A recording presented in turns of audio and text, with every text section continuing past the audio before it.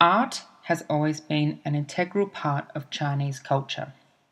Chinese art is one of the longest withstanding traditions in the country. It has existed since 10,000 BC and lived through many periods of different dynasties and Chinese emperors. One of the traditional forms of art in China is painting. Traditional forms of Chinese painting involve a formula similar to Chinese calligraphy, where the brush is dipped in black or colored ink. Paintings were normally performed on materials made of paper and silk.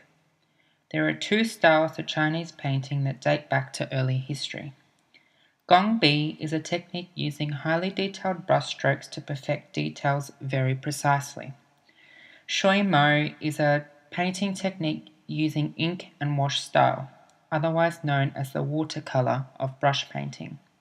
The style is also referred to as freehand style.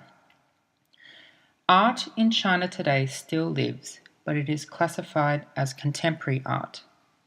Chinese contemporary art has continued to develop since the 1980s as an outgrowth of modern art developments post-Cultural Revolution.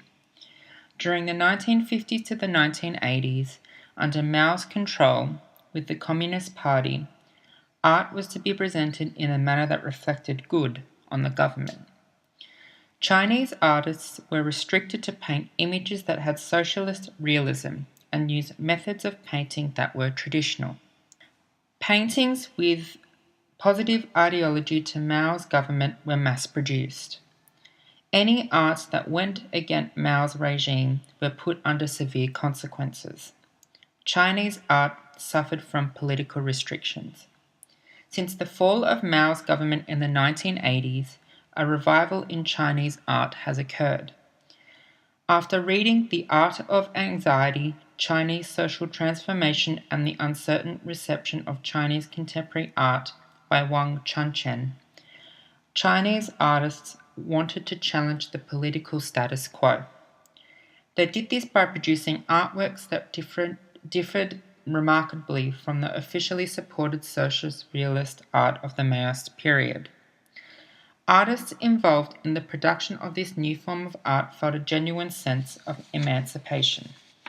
There has been a rapid transformation of society and culture in China over the last 3 decades, to which the majority of people have not adapted easily.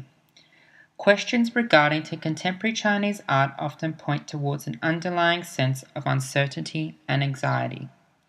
One artist who rebelled the order of politics in China was painter Fang Lijian. He was a painter who led the cynical realist movement in the 1990s as a rebellious response from the socialist realist movement of art under Mao's control. Fang Lijian gathered his skills as a child, training as a socialist realist painter early in his life under Mao's control.